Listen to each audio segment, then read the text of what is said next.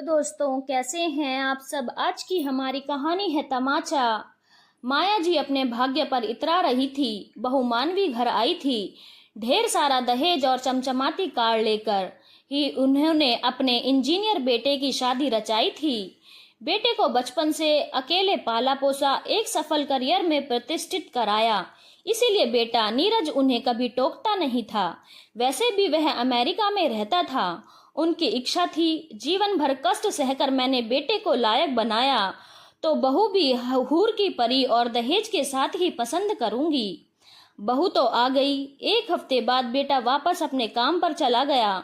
मानवी ने अपने पापा से कुछ देर पहले ही बात करी थी।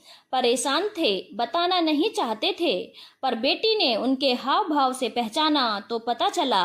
अपने छोटे से मकान पर उन्होंने कार लोन पर ली थी कि एक ही बेटी है। इतने बोलकर मानवी के पिताजी फूट फूट कर रोने लगे।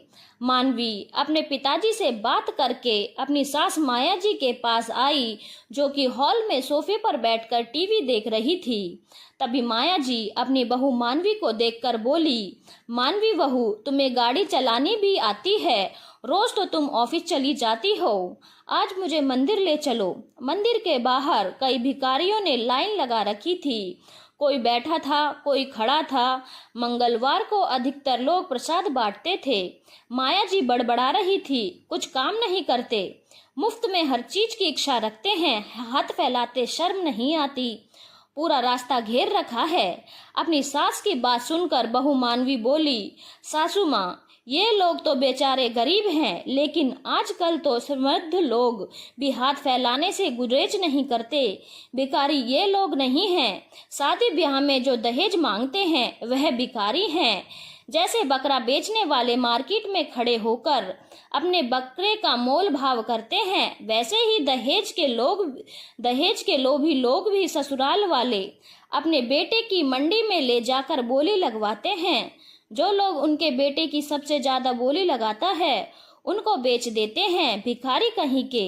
इसीलिए सासू माँ, भिखारी यह लोग नहीं, बल्कि भिखारी तो ससुराल वाले दहेज के लोभी होते हैं, जो यह भी नहीं देखते कि कोई अपनी औकात से बढ़कर किस तरह अपनी बेटी का ब्याह करता है, और दहेज के लोभी उनका फायदा उठाते हैं। माया जी को अपनी बहू मानवी की बातें समझ में आ रही थी कि मानवी किस भिखारी को बोल रही है। अपनी बहू की बात सुनकर माया जी को अपने गाल पर तमाचे जैसा दर्द महसूस हुआ, जो कि उनकी बहू मानवी द्वारा मारा गया था। धन्यवाद दोस्तों। अगर आपको कहानी अच्छी लगी हो तो चैनल को लाइक, शेयर और सब्सक्राइब करना ना भूलें।